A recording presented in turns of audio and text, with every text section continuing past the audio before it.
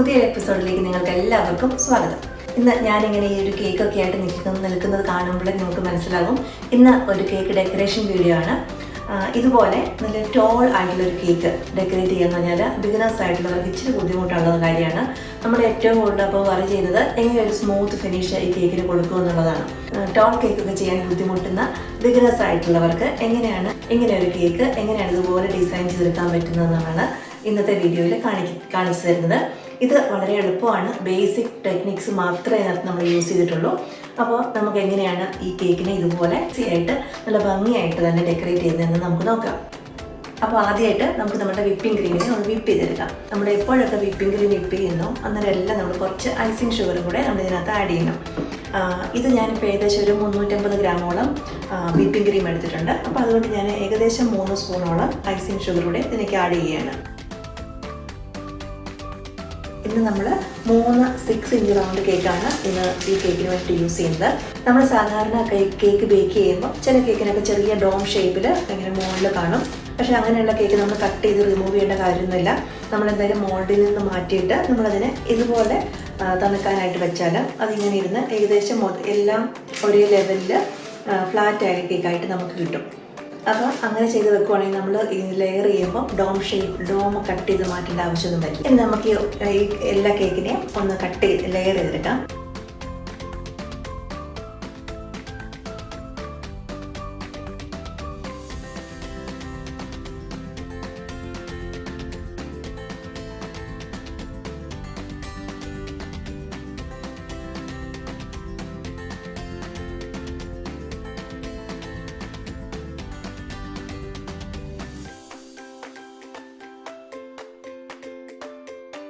ഇത്രയും ടോളായി കേക്ക് ആയതുകൊണ്ട് നമുക്ക് ഇതിനൊരു സപ്പോർട്ട് കൊടുക്കാനായിട്ട് ഇതുപോലത്തെ ഒരു കബാബ് സ്റ്റിക്കോ അല്ലെങ്കിൽ നല്ല സ്ട്രോയോ ഇതിനകത്തോട്ട് നമുക്ക് ഇൻസേർട്ട് ചെയ്ത് കൊടുക്കാം. എന്നിട്ട് ചെറുതായിട്ട് താഴെ വരെ എത്തി നിറഞ്ഞു കഴിയുമ്പോൾ ജസ്റ്റ് ഒന്ന് പൊക്കി കൊടുക്കുക. എന്നിട്ട് ഒന്ന് പ്രസ് ചെയ്ത് കൊടുത്താൽ സാധാരണ ഇങ്ങനത്തെ ടോൾ കേക്കിന് ഐസിങ് ചെയ്യാനായിട്ട് കുറച്ച് ബുദ്ധിമുട്ടാണ്. നമ്മളിങ്ങനെ സൈഡിലെല്ലാം തേച്ച് കൊടുക്കാനായിട്ട് കുറച്ച് കഷ്ടപ്പെടേണ്ടി വരും. അപ്പോൾ അതുകൊണ്ട് എളുപ്പത്തിൽ ചെയ്യാനായിട്ട് നമ്മൾ മീഡിയം കൺസിസ്റ്റൻസിയുള്ള ഐസിങ് ഇതുപോലെ ഒരു പൈപ്പിംഗ് ബാഗിൽ എടുത്തിട്ട് നമുക്ക് നോസിലൊന്നും വെക്കണ്ട. എന്നിട്ട് ജസ്റ്റ് ഇതുകൊണ്ട് നമുക്കിതിൻ്റെ ചുറ്റിലും ഒന്ന് ജസ്റ്റ് അപ്ലൈ ചെയ്ത് കൊടുക്കാം. അപ്പോൾ അതായിരിക്കും ഇങ്ങനെ സ്പാറ്റുല വെച്ചിട്ട് ഇങ്ങനെ അപ്ലൈ ചെയ്യുന്നതിനെക്കാട്ടിലും ഈസി ആയിട്ടുള്ളത്.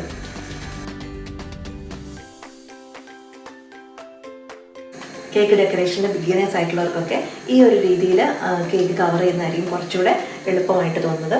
അപ്പോൾ എന്തായാലും ഒന്ന് ജസ്റ്റ് ഇങ്ങനെ ഒന്ന് ഈ സ്പാറ്റുല കൊണ്ടൊന്ന് തൊട്ട് കൊടുത്തിട്ട് ഇങ്ങനെ ചെയ്യുന്നതെന്ന് വെച്ചാൽ കേക്കിലേക്ക് ക്രീം ഒന്ന് സ്റ്റിക്ക് ആവാനായിട്ട് നന്നായിട്ട്. ഇത് നല്ല സ്റ്റീലിൻ്റെ സ്ക്രേപ്പറാണിത്.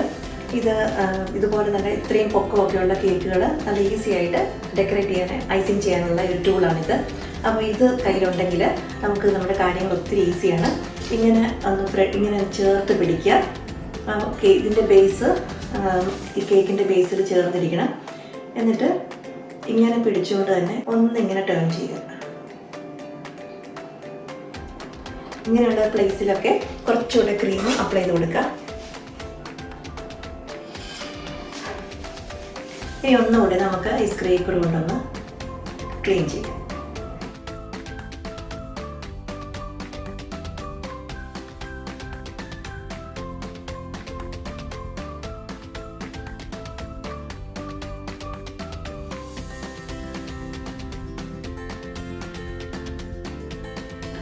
ഇതുപോലുള്ള ടോൾ കേക്കിന് ഐസിങ് കുറച്ച് ബുദ്ധിമുട്ടാണ്. ആദ്യമായിട്ട് ചെയ്യുന്നവർക്കൊക്കെ അത് നല്ല ക്ലിയർ ആയിട്ട് കിട്ടാനായിട്ട് കുറച്ചുകൂടെ ഒന്ന് ശ്രമിക്കേണ്ടി വരും. 1, 2, 3 പ്രാവശ്യമൊക്കെ നമ്മൾ ഒന്ന് ട്രൈ ചെയ്ത് വേണം ഇതിനെ സ്മൂത്ത് ആക്കി എടുക്കാനായിട്ട്. എന്നാൽ നമ്മളുടെ ഇന്നത്തെ ഈ ഡിസൈനിൽ ഇതുപോലെ ഉള്ള ഫിനിഷിങ്ങിൻ്റെ ഒന്നും പ്രശ്നം നമ്മൾ നോക്കണ്ട. ജസ്റ്റ് ഇതുപോലെ ഒന്ന് ഐസിങ് ചെയ്തിട്ട് ഒന്ന് സ്ക്രേപ്പ് ചെയ്തെടുക്കുക. എന്നിട്ട് അപ്പോൾ ഇതിൽ ഡാമേജ് ആയിട്ടോ അല്ലെങ്കിൽ ക്ലിയർ അല്ലാത്ത സ്മൂത്ത് അല്ലാത്ത ഫിനിഷൊക്കെ ആണെങ്കിലൊന്നും ഒന്നും വിഷമിക്കേണ്ട കാര്യമില്ല. കാരണം അങ്ങനെയുള്ളൊരു ഡിസൈനാണ് നമ്മൾ ഇന്ന് ചെയ്യുന്നത്.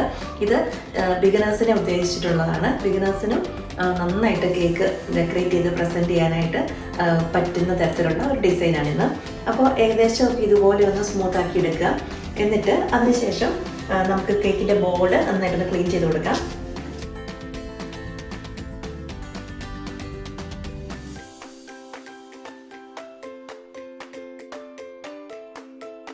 ഇനി ഇനി നമ്മൾ ചെയ്യുന്നത് ഈ സ്പാറ്റുല വെച്ച് ചെറിയൊരു ഇംപ്രഷൻ ഇങ്ങനെ ഉണ്ടാക്കി കൊടുക്കുക എന്നുള്ളതാണ്.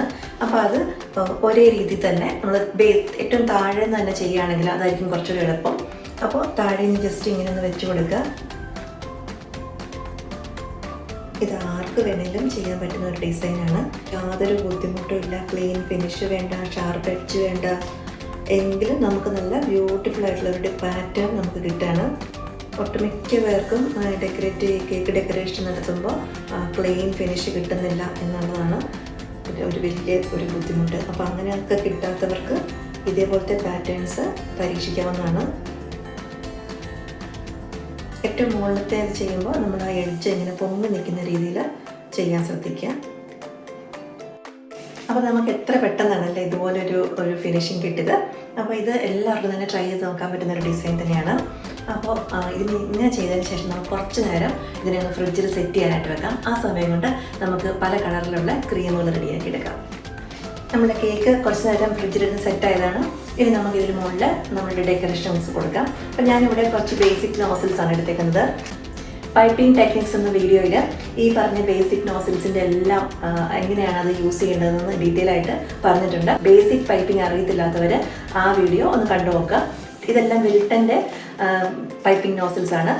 ഇത് 2M 1D വിൽട്ടൺ നമ്പർ 32, പിന്നെ വിൽട്ടൻ്റെ ലീഫ് ടിപ്പിൻ്റെ നമ്പർ 352. അങ്ങനെ വളരെ കുറച്ച് ബേസിക് ആയിട്ടുള്ള നോസിൽസ് മാത്രമേ ഞാൻ എടുത്തിട്ടുള്ളൂ.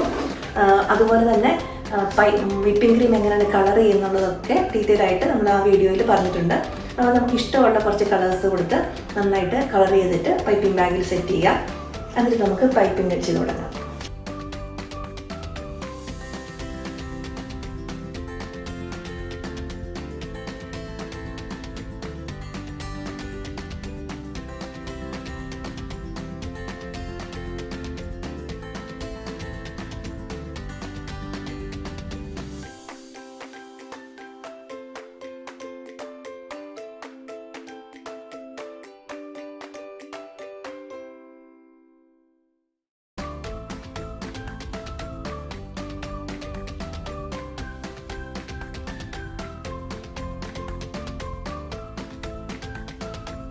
നമ്മുടെ കേക്ക് ഏകദേശം റെഡിയായി കഴിഞ്ഞു.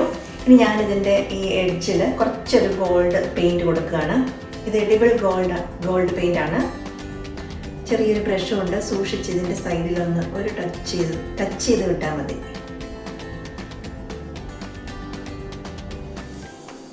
ഇനി ഒരു ഹാപ്പി ആനിവേഴ്സറി ടോപ്പറോടെ വെച്ച് കഴിഞ്ഞാൽ നമ്മുടെ കേക്ക് റെഡിയായി കഴിഞ്ഞു. അപ്പോൾ നമ്മുടെ ടോൾ കേക്ക് നല്ലതായിട്ട് റെഡി ആയിട്ടുണ്ട്. ഇത് ആനിവേഴ്സറി കേക്കായിട്ടോ ബർത്ത്ഡേ കേക്കായിട്ടോ ഒക്കെ നമുക്ക് യൂസ് ചെയ്യാവുന്നതാണ്. ഇതുപോലെ ഒരു ടോപ്പറോട് വെച്ച് കൊടുത്താൽ മതി. നല്ല ഭംഗിയായിട്ട് തന്നെ സെറ്റ് ചെയ്യാൻ പറ്റും. ഇതിനകത്ത് തന്നെ നമ്മൾ ബേസിക് പൈപ്പിംഗ് നോസിൽസ് മാത്രമേ യൂസ് ചെയ്തിട്ടുള്ളൂ. അപ്പോൾ അത് എല്ലാവർക്കും തന്നെ ചെയ്തെടുക്കാൻ പറ്റും. ജസ്റ്റ് ഒരു വിപ്പിംഗ് ക്രീം ഒന്ന് വിപ്പ് ചെയ്യുക, കറക്റ്റ് കൺസിസ്റ്റൻസിയിൽ വിപ്പ് ചെയ്യുക എന്നുള്ളത് മാത്രമേ ഉള്ളൂ ഇതിനകത്തൊരു ബുദ്ധിമുട്ടായിട്ടുള്ളൊരു കാര്യം. അപ്പോൾ അതൊന്ന് ശീലിച്ചെടുത്താൽ നമുക്ക് ഇതുപോലെയുള്ള കേക്കുകളൊക്കെ തന്നെ ചെയ്തെടുക്കാൻ പറ്റും. അതുപോലെ ഇവിടെ നമുക്ക് ഷാർപ്പ് എഡ്ജോ സ്മൂത്ത് ഫിനിഷോ ഒന്നും ഒരു പ്രശ്നമല്ല. ജസ്റ്റ് ആ സ്പാറ്റുല വെച്ചിട്ടുള്ള ഒരു പാറ്റേൺ മാത്രമാണ് നമ്മളിതിൽ ചെയ്തേക്കുന്നത്. അപ്പോൾ നിങ്ങൾക്കും നിങ്ങളുടെ വീട്ടിൽ കുട്ടികളുടെ ബർത്ത്ഡേക്കും നിങ്ങളുടെ ആനിവേഴ്സറിക്കും ഒക്കെ ഇതുപോലെ ഒരു കേക്ക് തന്നെ ട്രൈ ചെയ്ത് ഉണ്ടാക്കിയെടുക്കാൻ പറ്റുന്നതേ ഉള്ളൂ. അപ്പോൾ നിങ്ങൾക്ക് എല്ലാവർക്കും ഈ വീഡിയോ ഇഷ്ടപ്പെട്ടു എന്ന് വിചാരിക്കുന്നു. ഇഷ്ടമായെങ്കിൽ ഇത് ലൈക്ക് ചെയ്യുക, കമൻറ്റ് ചെയ്യുക. അതുപോലെ തന്നെ ഞങ്ങളുടെ ചാനൽ നിങ്ങൾ ഇതേവരെ സബ്സ്ക്രൈബ് ചെയ്തിട്ടില്ല എന്നുണ്ടെങ്കിൽ തീർച്ചയായും സബ്സ്ക്രൈബ് ചെയ്യുക. പുതിയ കേക്ക് റെസിപ്പികളുമായിട്ടും കേക്ക് ഡെക്കറേഷൻ വീഡിയോസുമായിട്ടും ഞങ്ങൾ ഇനിയും വരും. എല്ലാവർക്കും നന്ദി.